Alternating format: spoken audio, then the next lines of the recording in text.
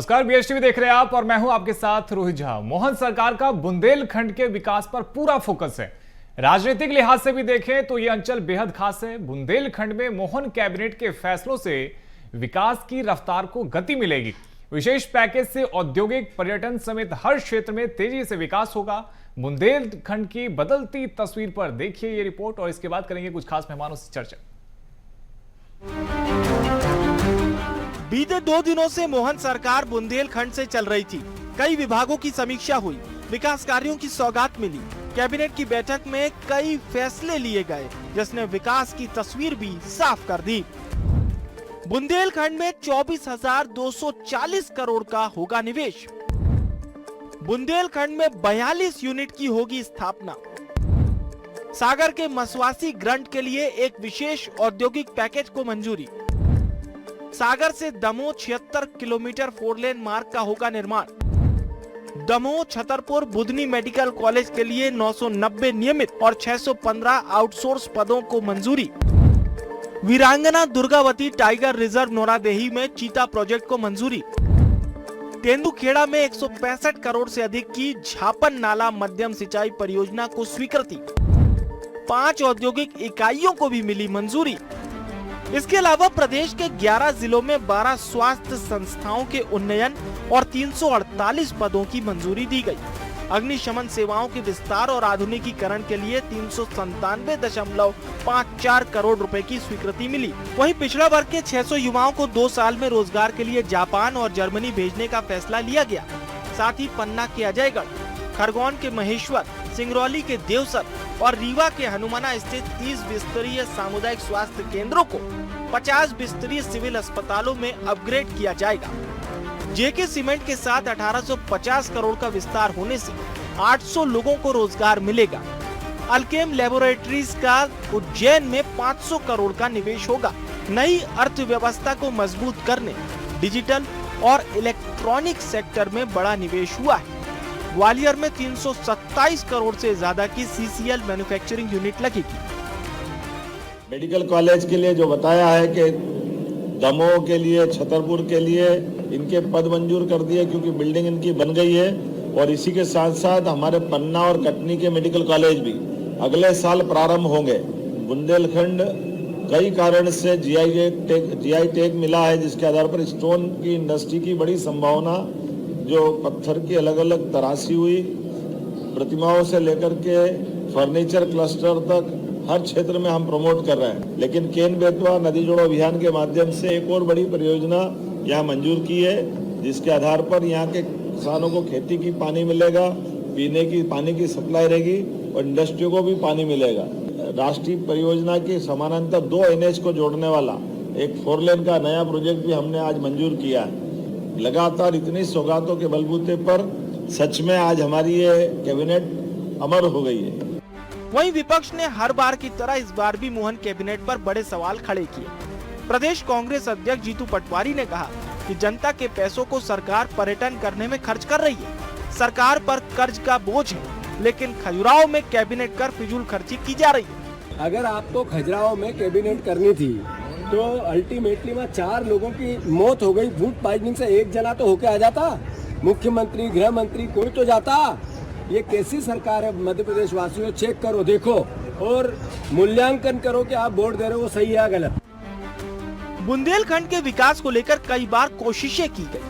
यहाँ के विकास को लेकर भ्रष्टाचार और घोटाले के आरोप भी लगे। तस्वीर बदलने की हर बार कोशिश हुई। इस बार भी मोहन सरकार ने बुंदेलखंड के विकास को और भी ज्यादा तेजी से गति देने के लिए कई बड़े फैसले लिए। भोपाल से BSTV के लिए मनोज राठौर की रिपोर्ट। तो रिपोर्ट आपने देखी, इसी पर करेंगे चर्चा। हमारे साथ में 3 बेहद ही खास मेहमान जुड़ गए हैं। हम मेहमानों से आपका परिचय करवा देते हैं। हमारे साथ में बीजेपी से स्वाति गौरव चोपड़ा जी जुड़ रही हैं। स्वाति जी, बहुत स्वागत है आपका। साथ ही हमारे साथ में कांग्रेस से आनंद जैन कासलीवाल जी जुड़ रहे हैं। आनंद जी, आपका भी बहुत स्वागत है। और साथ ही हमारे साथ में वरिष्ठ पत्रकार आशीष दुबे जी भी जुड़ रहे हैं। आशीष जी, आपका भी बहुत स्वागत है। सबसे पहले आशीष जी, आप ही के पास में आते हैं। न केवल मध्य प्रदेश बल्कि देश में भी सबसे अधिक पिछड़े क्षेत्र में अगर बात करें तो बुंदेलखंड को वहां पर गिना जाता है। ऐसे में अगर मोहन कैबिनेट वहां पर होती है, वहां से फैसले लिए जाते हैं, वहां के विकास को ध्यान में रखा जाता है, तो कितना महत्वपूर्ण ये उस क्षेत्र के लिए? देखिए, बुंदेलखंड की अपनी समस्याएं हैं और बुंदेलखंड में इस तरह का आयोजन पहली बार भी नहीं हुआ है। इसके पहले मोहन सरकार की ही एक कैबिनेट दमोह में भी हुई थी। उसके बाद खजुराहो में बैठक हुई है और इसके इन दोनों चीज़ों के पहले खजुराहो में ग्लोबल इन्वेस्टर्स समिट भी हुई थी 2007-8 में। इसके बाद वहाँ पे फिर एक समिट हुई थी। तो चीज़ें ऐसा है, सरकार का फोकस अगर विकास के लिए है, होता भी है, तो समझ ये बात है कि इतने सारे आयोजनों के बाद भी स्थिति में कितना सुधार आया, इसका आकलन भी करना चाहिए। क्योंकि इस कैबिनेट की बैठक हो, इन्वेस्टर समिट हो या इस तरह के कोई भी आयोजन हो, तो उसका जो आउटकम क्या मिला है, निष्कर्ष क्या हुआ है, इसका अध्ययन सरकार के पास है या हो रहा है, ये चीजें भी सामने आती रहें तो मुझे लगता है कि और ज्यादा अच्छे तरीके से आशीष जी, तो आपको ऐसा लगता है जो फैसले लिए जाते हैं वो धरातल पे वो दिखता नहीं है ऐसा? नहीं, अक्सर होता तो यही है, हर सरकारी फैसले की त्रासदी यही होती है कि 100% इम्प्लीमेंट नहीं होते हैं और बैठकें बहुत सारी होती हैं, बहुत सारे प्रस्ताव होते हैं, चाहे इन्वेस्टमेंट के हों या कुछ हों, लेकिन ये जो निर्णय लिए जाते हैं उसके बाद फिर जब वो धरातल पर लाए जाते हैं तो उसमें कई व्यवहारिक कठिनाइयाँ होती हैं, आर्थिक होती हैं, सामाजिक होती हैं, कई तरह की चीज़ें आती हैं, तो बहुत सारे फैसले नहीं भी हो पाते हैं। बहरहाल ये अच्छा है कि कैबिनेट पूरी वहाँ जाकर बैठक कर रही है, ये कर रही है, सारी चीज़ें कर रही है, लेकिन किसी भी सरकार की जो शक्तिपीठ होती है वो मंत्रालय होता है, राजधानियाँ होती हैं। अगर ये फैसले वहाँ भी हों और सरकार की पूरी दृढ़ इच्छा शक्ति हो तो वो कहीं भी लागू किए जा सकते हैं। तो ये दोनों बातें हैं, चाहे वो यहाँ फैसला बैठ के कर लें या वहाँ जाकर कर लें। सवाल इस बात का है और आकलन इस बात का हमेशा होता रहेगा कि वो फैसले कितने सिरे चढ़ाए जा सके। आनंद जी, यदि बुंदेलखंड में सरकार पहुंचती है, वहां पे कैबिनेट की बैठक होती है, तो क्यों ऐसा लगता है जीतू पटवारी को कि केवल टूरिज्म पे खर्च किया जा रहा है, बल्कि वहां से कुछ निकल कर नहीं आ रहा है? बीजेपी सरकार को कितना समय हो गया सर मध्य प्रदेश में? तो 22 साल तो हो गए। तो 22 साल में क्या बुंदेलखंड की याद नहीं आई? आज ही क्यों बैकवर्ड एरिया खुद ही घोषित कर रहे हैं कि यहाँ पे डेवलपमेंट नहीं हुआ है, ये सबमिट करके, कैबिनेट मीटिंग करके?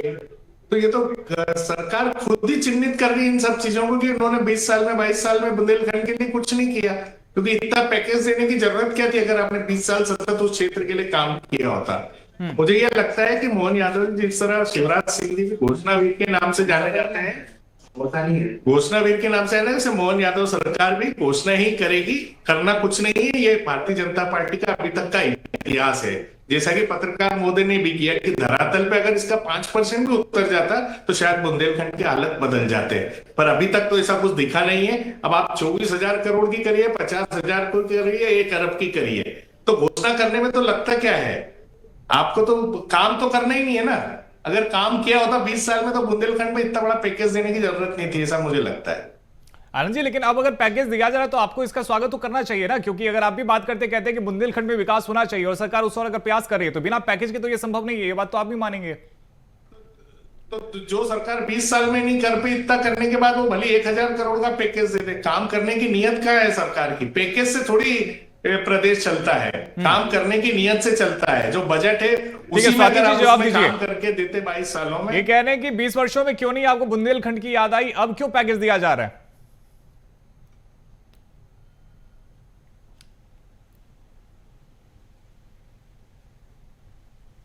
स्वाति जी, आप तक आवाज आ रही है?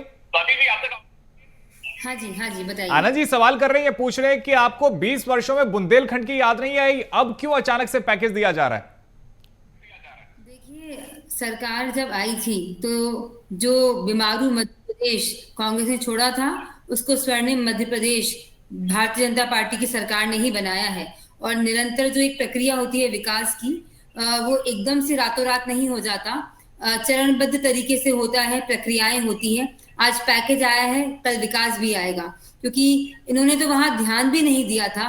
भारतीय जनता पार्टी की सरकार ने वहां पर मेडिकल कॉलेज जो है वो खुल चुका है। आप देखेंगे 4 मेडिकल कॉलेज मिले हैं, 2 स्टार्ट हो गए हैं, 2 स्टार्ट होने वाले हैं। साथ ही आप देखिए, टूरिज्म की हम बात करें तो जो हमारा जो अभ्यारण्य है वहां पर जो चीते छोड़े जा रहे हैं वो एक नया नवाचार है, इकोसिस्टम को रीसेट किया जा रहा है।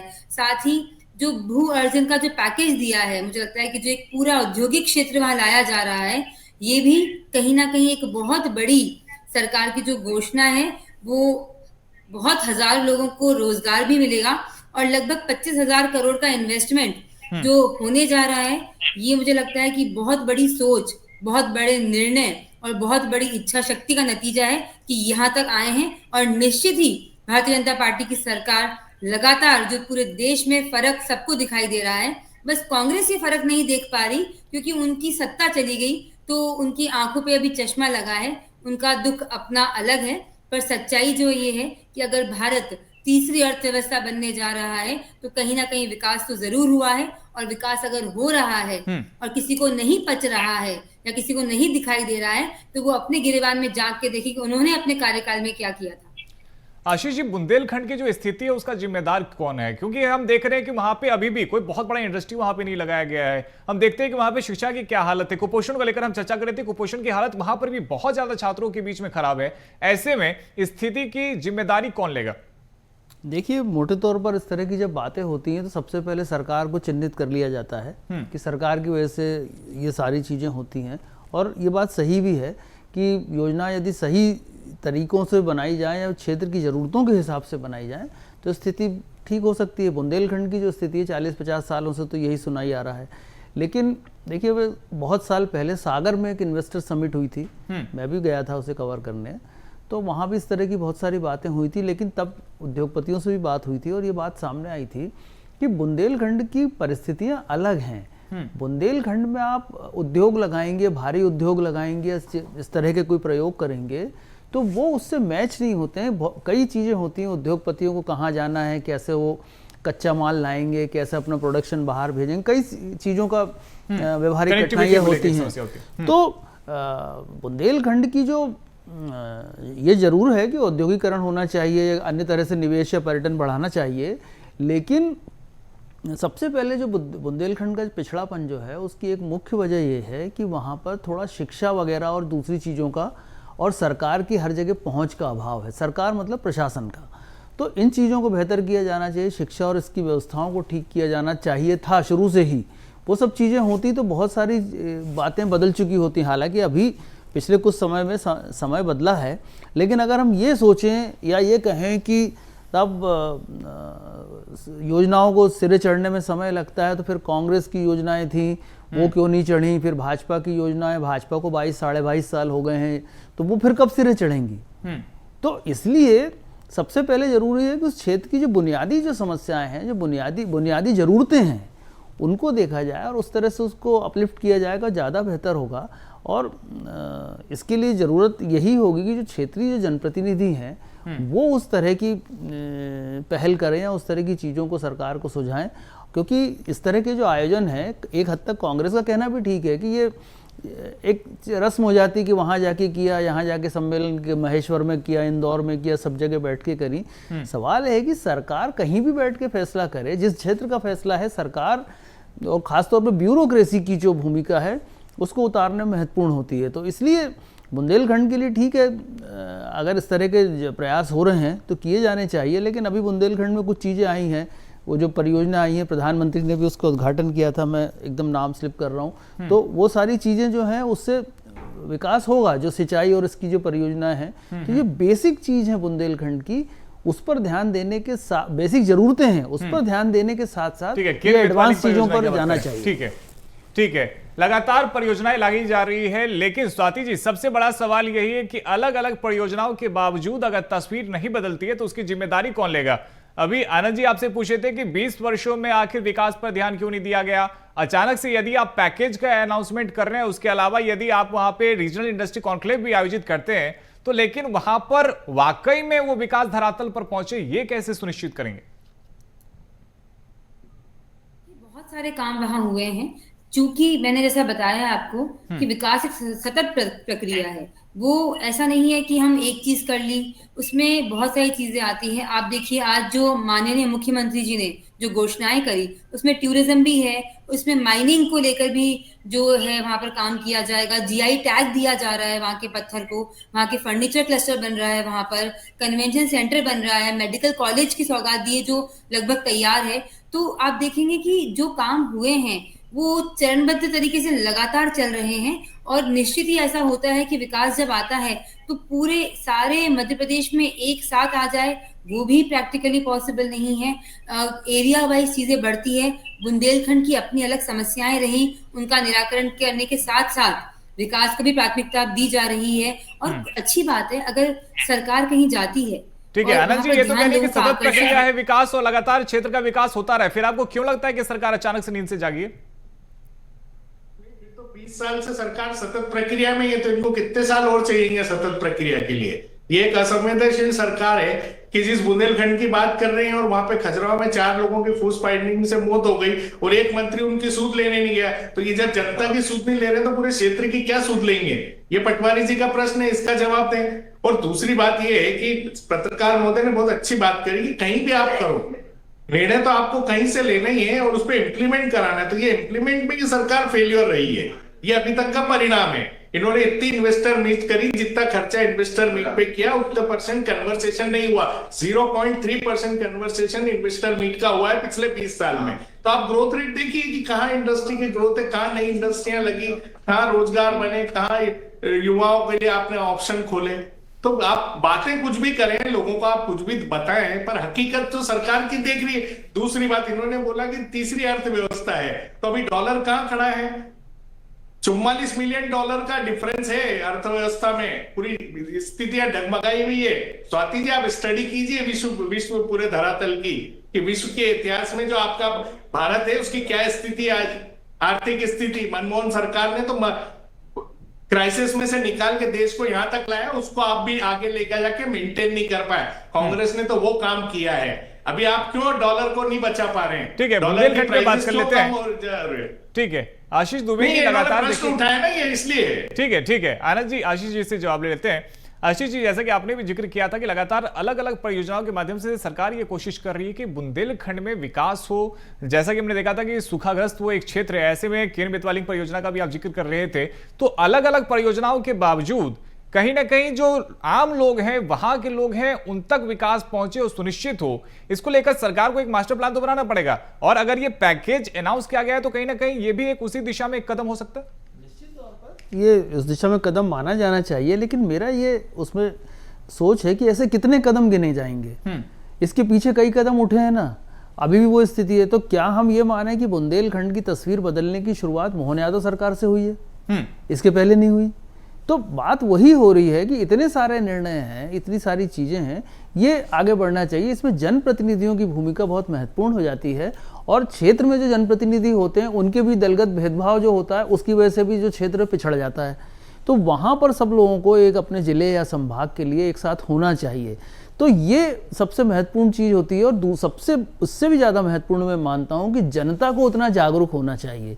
जैसा मैंने बताया कि शिक्षा और दूसरी व्यवस्थाएं हैं, अभी मेडिकल कॉलेज खुल गया है, कुछ स्कूल खुल गए, वो बात नहीं है। पिछले 20-30 साल से देखें जिसमें 2-3 जनरेशन चली गई, तो वो अगर उस तरह से देखें तो इस तरह की व्यवस्थाएं पहले होती भी तो एक समस्या है ना। कई लोगों को देखते हैं कि रोजगार के लिए उन्हें दिल्ली मुंबई भागना पड़ता है, वहां पे फिर काम करने वाला भी नहीं है। ऐसे में आप इंडस्ट्री भी लगाएंगे तो कहीं ना कहीं आपके पास वो एक वर्कफोर्स तो आपके पास में होना चाहिए, वो एक लेबर आपके पास में होना चाहिए।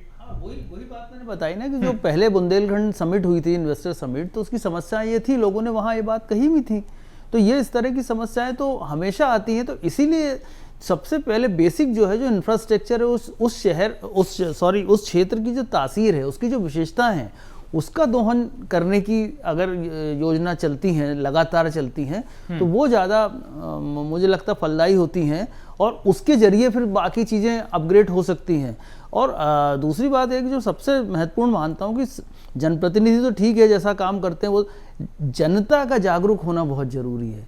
जनता को अपने अधिकारों के लिए, अपनी ज़रूरतों के लिए बहुत मुखर होना बहुत ज़रूरी है। इसमें कोई ऐसा नहीं है कि कोई रोज़ धरने प्रदर्शन करें, लेकिन वो इतनी जागरूक हों कि जनप्रतिनिधि सतर्क रहें और सरकार चौकस हो। और अलग अलग मांगों की जगह अगर वो विकास को लेकर मांग करे तो ज्यादा बेहतर है। ठीक है, आनंद जैन जी और आशीष दुबे जी जो बात कह रहे थे स्वाति जी, उसमें कुल मिलाकर वो दोनों ही इस बात की ओर इशारा कर रहे थे कि क्या 20 वर्षों तक बुंदेलखंड को नजरअंदाज किया गया, क्योंकि आज यदि इस स्पेशल पैकेज की एक क्षेत्र को जरूरत पड़ रही है तो कहीं ना कहीं आप भी इस बात को मानेंगे कि उस क्षेत्र को उतना नहीं मिल पाया जितना उसको मिलना चाहिए था।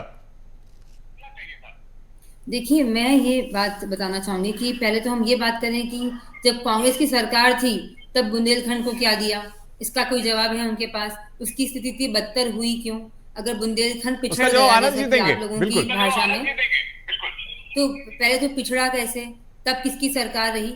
और जब हमारी सरकार आई है और लगातार विकास हो रहा है, बुंदेलखंड का भी विकास की मुख्य धारा से उसको जोड़ा जा रहा है, तो इसकी सराहना करनी चाहिए कि हाँ, अगर कोई चीज हमको लगता है कि जहाँ वैक्यूम है, जहाँ पर ज्यादा आवश्यकता है, वहां इतना बड़ा राहत का पैकेज दिया है सरकार ने आज। और लगभग जो आप देखेंगे कि आनंद जी के पास हम इससे पहले आशीष जी आप कुछ ऐड करना चाहते हैं? मैं यही कह रहा था कि ये जो बात होती है कि कांग्रेस सरकार के समय किया गया था, आमतौर पर ऐसा सभी लोग करते हैं, अगर दूसरी सरकार होती तो वो भी यही कहती, दूसरा दल होता तो ये कहता। लेकिन कांग्रेस की सरकार को गए हुए 20 साल 22 साल हो गए हैं, 2 जनरेशन का पूरा मामला जा चुका है। तो अब अगर किसी चीज़ का समग्र आकलन होता भी है तो पिछले 10 साल का होता है, 15 साल का होता है। हम 20-25 साल पुराना कांग्रेस ने जो किया उसको सियासी नुकसान झेलना पड़ा, अभी तक हो रहा है। लेकिन जब हम किसी चीज़ का आकलन करते हैं तो बहुत पीछे तक कैसे करेंगे? तात्कालिक स्थिति में, और अभी भाजपा की जो सरकार है बहुत बड़े बहुमत के साथ पूरे समय 20-22 साल तक सत्ता में रही है, तो निश्चित तौर पर उसके प्रयासों का ही आकलन होगा।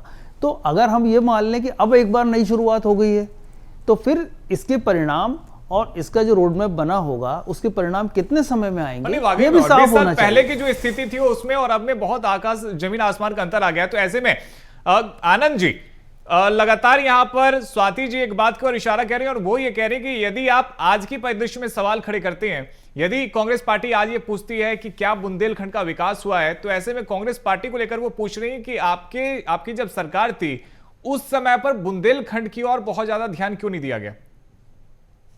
बुंदेलखंड में इंफ्रास्ट्रक्चर जो दिया है कांग्रेस ने, उसी पे तो भारतीय जनता पार्टी काम कर रही है। लाइट, पानी, बिजली, ये किसने उपलब्ध कराया है? कांग्रेस की सरकार ने दिया। इंफ्रास्ट्रक्चर इनको मालूम था कि इतने सालों में सरकार ने क्या किया है। आज पूरे देश में लाइट, पानी, बिजली की व्यवस्था जो की है वो कांग्रेस सरकारों के द्वारा की गई है। बाकला नांगल बांध जिससे पानी मिलता है वो कांग्रेस सरकार ने बनाया है। Right to information, right to education, Bundelkhand पे बात कर लेते हैं ना, किसने दिया है? नहीं तो मेरा ये कहना है कि ये अपनी कमियों को छुपाने के लिए कांग्रेस को टारगेट करते हैं। आज ये डिबेट इसलिए है कि इन्होंने जो दिया है, इन्होंने क्या किया 20 साल में, ये हमारा प्रश्न है। 20 साल में कितनी उपलब्धि की वो बताया। कांग्रेस को गाली बक्की क्या होगा? ठीक है स्वाति जी, छोटा सा जवाब क्योंकि समय की कमी है। आप तो बताइए कि 20 साल में आपने पैकेज देने से कोई डेवलपमेंट थोड़ी हो जाता है। देखिए, बहुत सारे काम 20 साल में आपने क्या 4 मेडिकल कॉलेज दिए और उसमें से भी अभी एक स्टार्ट हो रहे हैं, 2, तो बाकी दो ही ठीक है। आशीष दुबे जी बहुत छोटा सा जवाब 10 सेकंड में जवाब दीजिएगा। यदि बीजेपी और कांग्रेस दोनों की तरफ से ये कहा जाएगा कि हमने बुंदेलखंड को बहुत कुछ दिया, तो वो फिर दिख क्यों नहीं पा रहा है? नहीं, देखिए ऐसा नहीं है। बुंदेलखंड को अगर सब कुछ दिया होता, और भी क्षेत्र हैं इस तरह के जो जहाँ के मुख्यालय बहुत चमन हो गए हैं, बाकी चीज़ें नहीं है, तो अगर सिर्फ बुंदेलखंड की ही बात करें तो इतना ऐसा नहीं है कि कोई बहुत अच्छी व्यवस्थाएं कांग्रेस के शासन ने भी दी थी। कांग्रेस के शासन के समय सागर से भोपाल तक की सड़क बड़ी चर्चित हुआ करती थी, जिस पे सफ़र करने में 8-10 घंटे लगते थे। तो ये बात भी है, ऐसा बात नहीं कि बड़ा इंफ्रास्ट्रक्चर उस जगह का बुंदेलखंड का लड़खड़ाया हुआ था। जो ऑनगोइंग प्रोसेस है उसमें कांग्रेस जो दे सकी उसने दिया, लेकिन एक्स्ट्रा एफर्ट उसमें भी नहीं हुए। बीजेपी ने भी जो एफर्ट किए, तो अगर 20 साल बाद भी हम सोचे कि अब शुरुआत है तो बात फिर वही आती है। सिर्फ सड़कें बन जाना, ठीक है, सड़क बन गई, अच्छी सड़क बन गई है, कुछ कनेक्टिविटी बढ़ गई है, लेकिन उस कनेक्टिविटी की बुनियाद पर उसके आगे क्या हुआ, ये सवाल हमेशा सरकार का पीछा करेगा। जाहिर तौर पे और समय की हमारे पास में कमी है। बहुत शुक्रिया स्वाति गौरव चोपड़ा जी आपका, आनंद जैन कासीवाल जी आपका, और साथ ही आशीष दुबे जी आपका भी हमारे साथ में जुड़ने के लिए। तो देखिए, सरकार ये कह रही है कि बुंदेलखंड का विकास हो रहा है, लेकिन विपक्ष ये पूछ रहा है कि यदि बुंदेलखंड में विकास हो रहा है तो जो वादे और जो दावे किए जा रहे हैं वो धरातल पर क्यों नहीं नजर आ रहा। और इस चर्चा के माध्यम से समझने की कोशिश भी यही कर रहे थे, आखिर क्या वजह है कि सरकारें बदलती है लेकिन बुंदेलखंड की स्थिति नहीं बदलती है। फिलहाल इस चर्चा में इतना ही। खबरों का सिलसिला जारी है, आप देखते रहिए BSTV। धन्यवाद।